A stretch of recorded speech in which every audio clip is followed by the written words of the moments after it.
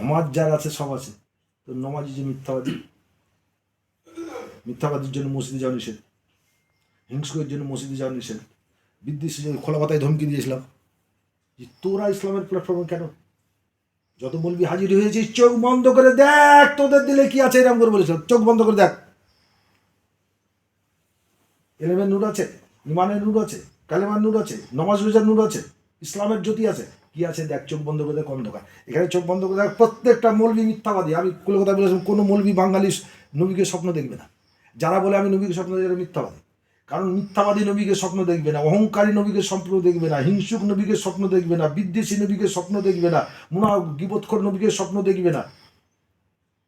এ থেকে পাক হতে হবে। এ থেকে যখন পাক হবে তখন আসবে ইসলাম, তখন আসবে ইসলামের জ্যোতি, হাইয়েস্ট ডিসিপ্লিন অফ ইসলাম। সর্বোত্তম প্রণালী হচ্ছে ইসলামের, সম প্রণালীটাই উত্তম। জজ বারাক সাহেব বললেন হাইয়েস্ট ডিসিপ্লিন অফ ইসলাম। তাহলে এই ইসলাম মহান ধর্ম। আলম ইসলামের মহান নীতি বলতে পারো, ইসলামের পরিশুদ্ধ নীতি, ইসলামের জ্যোতির্ময় নীতি। ইসলাম মানুষের মধ্যে সমন্বয়ের বোধ, সম্প্রীতির বোধ, মানব আদর্শ বোধ, মানবিক বোধ, মানবিক চেতনা, মানবাধিকার সুরক্ষিত রাখার বোধ একমাত্র ইসলাম শিক্ষা দেয়। ইসলাম পরিশুদ্ধ পরিপূর্ণ মানবিক জীবন সংবিধান। ইসলামের জ্যোতি যার মধ্যে আছে, ইসলামের জলুস যার মধ্যে আছে, সে হয় সত্যবাদী, সে হয় সৎকর্মশীল, সে হয় সদাচরণকারী, সে হয় সত্যশ্রী, সে হয় নীতিবান, নিষ্ঠাবান, আদর্শবান, চরিত্রবান, দয়াশীল, ক্ষমাশীল, ধৈর্যশীল, মহৎ হয়। কোরআন বলল কুতিবা আলাইকুমুস সিয়াম কামা কুতিবা আলাল্লাযিনা মিন ক্বাবলিকুম লাআল্লাকুম তাত্তাকুন। হে ঈমানদারগণ, পূর্ববর্তীতে ন্যায় তোমাদের উপরে রমজানের রোজাকে ফরজ করিলাম, আশা করি তুমি সিয়াম সাধনা করে সাধুত্ব এবং মহত্ব অর্জন করবে। কিন্তু হ্যাঁ হ্যাঁ, 30 রোজা করার আগে যেমন ছিল মনের পরিবেশ, 30 রোজা করার পরে ওই রকমই আছে। ও সাধুও হয়নি, মহৎ অর্থাৎ মিথ্যামুক্ত, হিংসামুক্ত, বিদ্বেষমুক্ত হয়নি। আল্লাহ রসুল বলেন বায়াটি ছিল মিথ্যাবাদী দিল এত দুর্গন্ধ যে আল্লাহ রহমতের ফেরেশতা 1 কিলোমিটার দূরে থাকে। তাহলে পাগড়িওয়ালা আমার মধ্যে মিথ্যা আছে, ইসপারের কোরআন কণ্ঠস্থ করেছে, কোরআন হেদায়তের জন্য, কোরআন এসেছে হেদায়তের জন্য। তা আমি সব 50 জন হাফেজ আছে, তোমরা হেদায়ত হওনি কেন? তুমি সাইকুল হাদিস কেন হেদায়ত হওনি? তোমরা যেগুলো পড়েছো, চামার চান্ডাল ম্যাথন মুচি ডুমের ছেলেকে পড়ে আসলে তোমার মতো বলতে পারবে এটা বাহাদুরিটা। তুমি যে বিদ্যা শিক্ষা করেছো এটা ম্যাথন মুচি ডুমের ছেলেকে পড়তে দিলে ও পড়ে এসে তোমার মতো বলতে পারবে। কিন্তু যারা তোমার মতো মৌলভী মাওলানা মহাদেশ মুফতি আল্লামা হয়নি, তারাও মিথ্যা বলে, তুমি মিথ্যা বলো। ওদেরও হিংসা আছে, তোমারও হিংসা আছে, তোমারও বিদ্বেষ আছে, ওদেরও বিদ্বেষ আছে, তোমারও অহংকার আছে, ওরও অহংকার আছে, তোমারও সংকীর্ণতা আছে, ওরও আছে, পরশ্রীকাতরতা তোমার মধ্যে আছে, তাদের মধ্যে আছে। তো ডিফারেন্সটা কি হলো? ইসলামটা কোথায় আছে? ইসলাম যে মহান নীতি, 4 ঘন্টা বলেছিলাম নো সাউন্ড। মেন ফ্যাক্টর আছে নামাজ। নামাজ মানুষের মনের শোধন পরিশুদ্ধতা অর্জন করে দিবে। তো নামাজের 2টো দিক আছে, উজুর 2টো দিক আছে।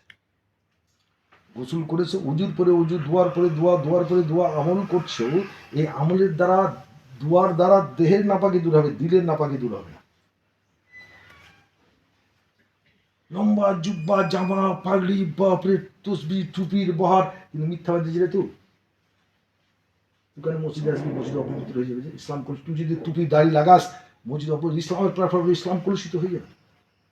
মিথ্যা যার মধ্যে আছে, সত্য নাই, এর মধ্যে ইসলাম নাই। হিংসা যার মধ্যে আছে, অহিংসা নাই, এর মধ্যে ইসলাম নাই। কোনো ধর্ম নেই, কারণ বিশ্বের প্রত্যেকটা ধর্মে মিথ্যা বর্জন করতে হবে। আল্লাহর কোরআনে আদেশ আর নিষেধ, এই 2টো জিনিস। যারা আদেশ মানে নিষিদ্ধ মানে না, এরা মুসলমান না। অর্থাৎ নমাজ আদেশ কিন্তু নিষিদ্ধ মানে না। মহান নীতির পবিত্রতা নষ্ট করে। ইসলাম মুসলমান যেখানে একটা আছে, একটা শান্তির দূত আছে। রোমের ধর্মগ্রন্থে রোমের প্রফেট লিখেছেন, পুস্তকটা লিখেছেন অসিত কুমার বন্দ্যোপাধ্যায়, বিশ্বভারতী বেদ প্রকাশ মহাশয়। তিনি 100 জন বিশ্ব মনীষীর মতবাদ তুলে ধরেছেন ইসলাম, কোরআন এবং নবী সম্পর্কে। তাতে বলছেন, রোমের প্রফেট বললেন, ভবিষ্যৎবাণী করলেন 570 খ্রিস্টাব্দে এক অন্তিম ঋষি মরুপ্রান্তরে আগমন করবেন। তিনি হবেন পৃথিবীবাসীর জন্য মুহূর্ত করুণা। আল্লাহর কোরআনে তাই বলা হয়েছে। আর তার মন্ত্রে যারা দীক্ষিত হবে তারা হবে জগৎবাসীর জন্য আশীর্বাদ। সুবহানাল্লাহ। অর্থাৎ কালেমা তৈয়বা যে পড়ে নেবে সে আশীর্বাদ হয়ে যাবে। অহিংসা পরম ধর্ম। সাহি বলছেন ইয়া রাসূলুল্লাহ, ইয়া নবী আল্লাহ, ইয়া হাবিব আল্লাহ, হিংসা কি? নবী বলছেন কাঠ সংগ্রহ করে বহুত পাহাড় বানিয়ে দাও, ওতে আগুন লাগিয়ে দাও। আগুনের খাসিয়াত সার্বিক অস্তিত্বের বিনাশ সাধন করে, পুড়ি ভস্ম করে দিবে। বলছেন তুমি যেটাকে নেক আমল মনে করো, তোমার মধ্যে যদি হিংসার আগুন জ্বলে তাহলে নেক আমল পুরো ভস্ম হয়ে যাবে, আমল নফা হয়ে যাবে। আমি বললাম ওই মহফিলে যে হিংসা প্রবৃত্তি থেকে মানুষের মনের শুদ্ধিকরণ হবে এমন কোন প্রসেসকে জানো? যদি কেউ জানো, কোনো মোল্লা 1 লক্ষ টাকা প্রবেশ পাওয়া, 1 লক্ষ টাকা পুরস্কার দেবো, প্রত্যেকটা মোল্লাকে 1 লক্ষ টাকা করে পুরস্কার দেবো যারা ইসলাম প্রচার করছে। আর যদি কেউ জানার দাবি ধরে আমার দরবার নিয়ে যাবো, সেও 1 লক্ষ টাকা পাবো, 1 লক্ষ টাকা পাবো। কারণ এটা সহজাত প্রবৃত্তি। মূর্খ তুমি যদি অস্বীকার করো, মূর্খের স্বর্গে বাস করছো। হাফেজ, কারি, মৌলভী, মৌলানা, মুফতি, মুহাদ্দিস, আল্লামা, মাস্টার, ডাক্তার, বিজ্ঞানিক, দার্শনিক, সাধারণ সব মানুষের মধ্যে এই জিনিস আছে। এই বিদ্বেষ শূন্য মনের পরিবেশ তৈরি হবে, হিংসা শূন্য। আলো জ্বললে অন্ধকার দূর হয়। ধর্ম হচ্ছে জ্যোতি, ধর্ম আসলে অধর্ম থাকবে না। তো ধর্ম কি আর অধর্ম কি? নমাজ, রোজা, হজ, জাকাত, কলেমা এগুলো ধর্ম, তাহলে অধর্ম কি? তুমি তো নমাজই পড়ো, হজও করেছো, মৌলানা, মুহাদ্দিস, মুফতি হয়েছো, 30 পারা কোরআন কণ্ঠস্থ করেছো, তাহলে তুমি পরম ধার্মিক। চরম ধার্মিক দেখে গেলে তোমাকে দেখতে হবে, কিন্তু তোমার দিলে যে মিথ্যা হিংসা বিদ্বেষ আছে, এটা এই লম্বা পাগড়ি, জামা, জুব্বা আর তসবি আর আমলের ঢাকা আছে। তো এটা এই জায়গায় জগৎ দেখতে পাবে না। তুমি মায় ও সবাই যখন লেকচার দিচ্ছে তোমাকে ফেরেশতার মতো কথা ভেবে দিচ্ছে, কিন্তু এই জায়গাটাতে জঘন্য, এটা যে ঘৃণিত, এটা যে অস্পৃশ্য, এটা যে অসুচ, এখানে যে বিশ্বের কোনো ধর্ম নেই, এটা জগৎবাসী দেখতে পাবে। আমি খোলা কথা বললাম, তোমরা কি কবর বিশ্বাস করো না, আখেরাত বিশ্বাস করো না, জাহান্নাম বিশ্বাস করো না, কবরে আযাব বিশ্বাস করো না? তাহলে এই ব্যাধিটা ভালো করার যে উপকরণ, এটা কোথায় শিক্ষা হবে? তল্লাশ করো না কেন? তোমরা হাদিস কোরআন পড়ো, তোমরা তো জানো। মুসলমানদেরকে প্রতারিত করছো, ধোকা দিচ্ছ। কলকাতায় বললাম 300 আলেম আছো, আমি ওয়াজ করছি তোমাদের জন্য, তোমরা যদি মানুষ হও তাহলে মুসলমানরা কিছু পাবে। তোমাদের মধ্যে আছে কি? কি আছে? কিছু কাহিনী কেসা জানো? মুক্তি হয়েছে কিছু কাহিনী কেসা জানো? কিছু ফতোয়া জানো? কি জানো বলো? তুমি একজন মাওলানা, আল্লাহ মালিক আছো, কি জানো বলো?